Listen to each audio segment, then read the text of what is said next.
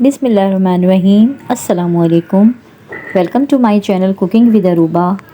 कैसे हैं आप सब? उम्मीद करती हूँ सब खैरियत से होंगे। आज जो मैं आपके लिए रेसिपी लेकर आई हूँ वो बहुत ही ख़ास है।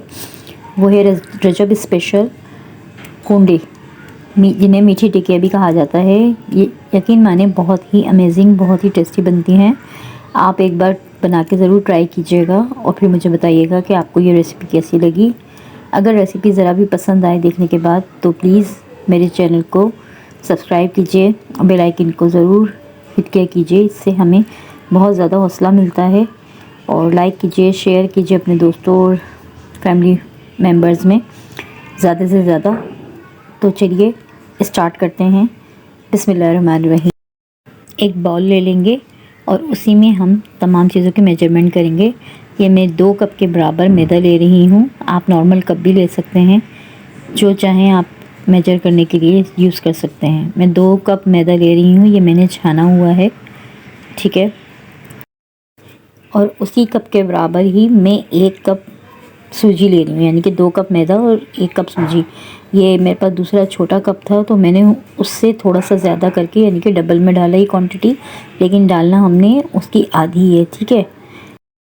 अब जिस कप से हमने सूजी मेजर की है उसी कप के बराबर पिसी हुई चीनी लेनी है मैंने 2 कप, यानी कि मैदा जितना हमने लेना है ना, मैदे से हाफ़ जो है हमने चीनी और सूजी ऐड करनी है, ठीक है। और चीनी मैंने पिसी हुई ली है। आप जो है कैन में अगर पिसी हुई नहीं है तो आप उसे ग्राइंडर में पीस लीजिए।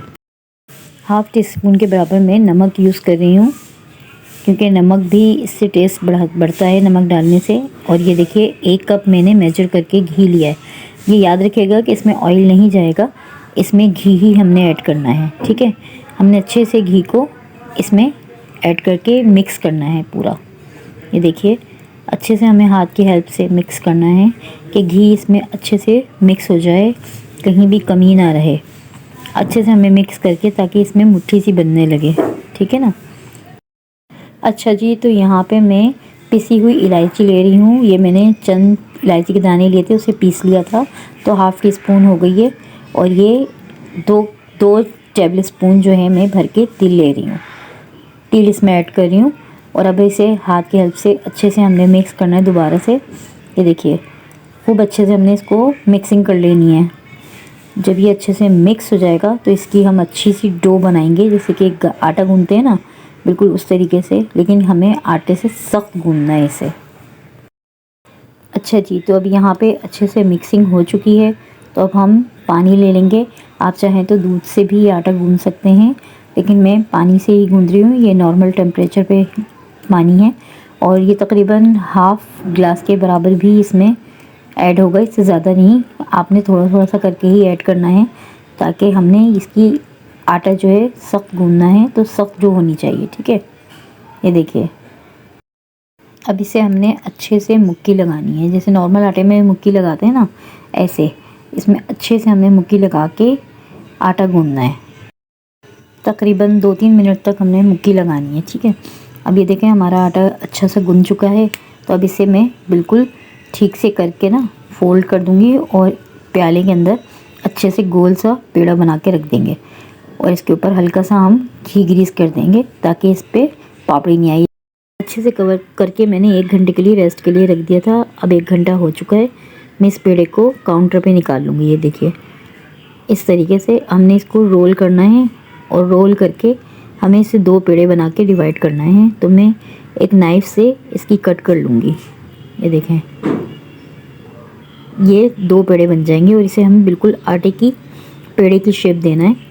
तो हाथ से मैं राउंड कर लूँगी और पेड़ा बना लूँगी। अब ये देखिए माशाल्लाह, अब इसको हमने एक रोटी की तरह बेलना है। देखिए ख़्याल रखिएगा कि हमने हद से ज़्यादा पतली नहीं करनी है, ठीक है।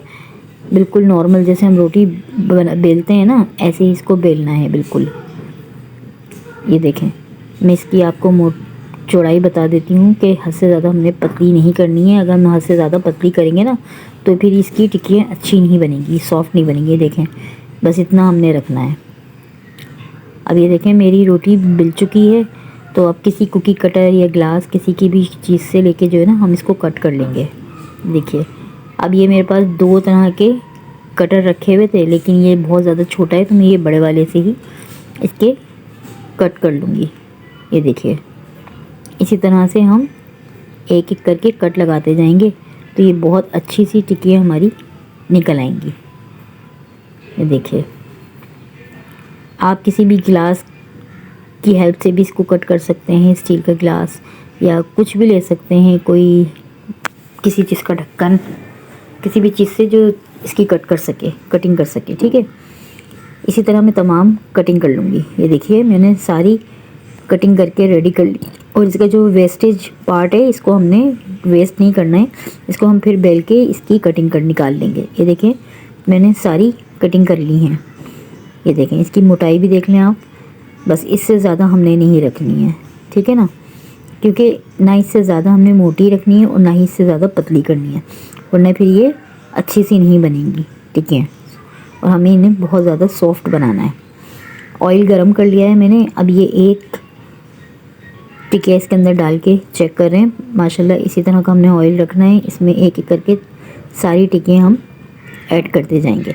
अच्छा, ऑयल हमने पहले थोड़ा तेज़ आंच पे गरम करना है, लेकिन उसके बाद हमने मीडियम आंच कर देनी है, मीडियम टू स्लो। ठीक है, इसलिए कि अगर हम इसको तेज़ आंच पे ही फ्राई करेंगे ना तो ये अंदर से नहीं सिकेंगे और ऊपर से बिल्कुल डार्क कलर हो जाएंगे। इसलिए हमने इनको अंदर से ही पकाना है, तो हमने इसको बहुत ही नॉर्मल आंच पे पकाना है। ठीक है, और इसे फ़ौरन से हमने टर्न भी नहीं करना है।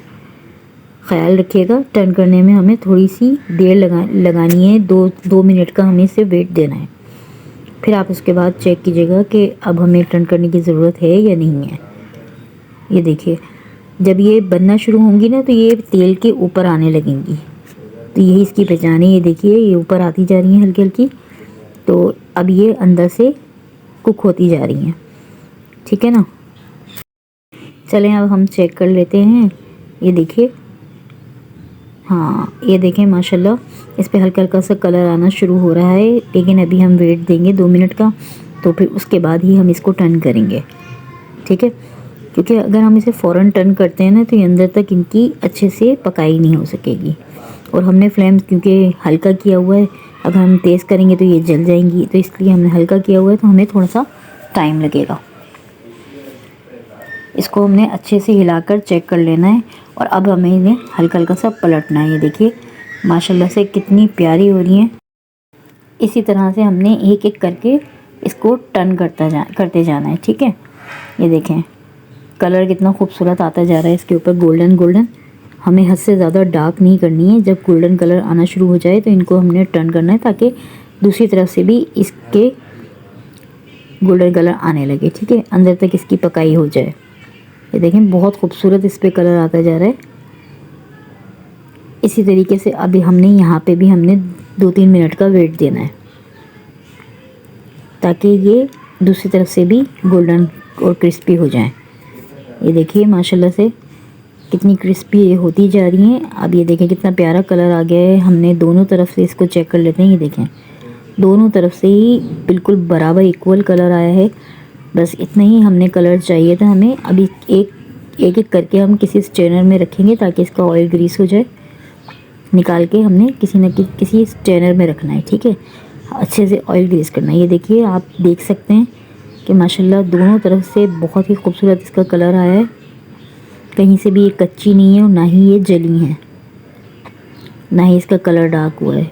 जितना हमें कलर चाहिए था ना ये बिल्कुल वैसे ही है। और ये यकीन माने कि ये अंदर तक बिल्कुल क्रिस्पी हो चुकी होंगी, क्योंकि हमने इसको वेट दे के पकाया है और हल्की आंच पे पकाया। अगर हम तेज़ पे पकाते तो ये अंदर से कच्ची रहती और ऊपर से सिक जाती। ये देखें बहुत ही प्यारा और ख़ूबसूरत कलर है। और देखें मैंने खुशबू भी बहुत ही अच्छी आ रही है। इसी तरह मैं सारी इसमें से निकाल लूँगी। अब देखिए ये मैंने दूसरा बैच ऐड कर दिया है इसमें, तो ये दूसरी दफ़ा में जो डाली हैं ये भी हमने उसी तरीके से ही बिल्कुल पकानी है। पहले वेट देना है, फिर इसको टर्न करना है। ये देखें इसका भी कलर कितना खूबसूरत आता जा रहा है और ये भी अब क्रिस्पी होती जा रही हैं और गोल्डन फ्राई होती जा रही हैं। ठीक है, ऐसे ही इनको भी हमने कुक किया है और इस बैच को भी हम उसी तरीके से स्ट्रेनर पे निकाल लेंगे। ठीक है, अब मैं आपको सारी स्ट्रेनर पे निकाल के दिखाती हूँ। देखिए ये अब मैंने सारी सिक चुकी हैं, तो सब स्ट्रेनर पर निकाल के मैंने सब एक जगह रख ली हैं। ठीक है, ये देखिए बहुत ही क्रिस्पी क्रंची बनी है, उनमें खुशबू भी बहुत ज़बरदस्त आ रही है, लाजवाब खुशबू है। आप बना के ज़रूर ट्राई कीजिएगा। ये देखें अभी ये बहुत गर्म है तो हाथ नहीं लगाया जा रहा। मैं आपको इसकी आवाज़ भी चेक कराती हूँ कितनी खस्ता बनी है, और तोड़ के भी दिखाती हूँ कि देखिए अंदर तक ये बिल्कुल अच्छे से सिक चुकी हैं। ये देखिए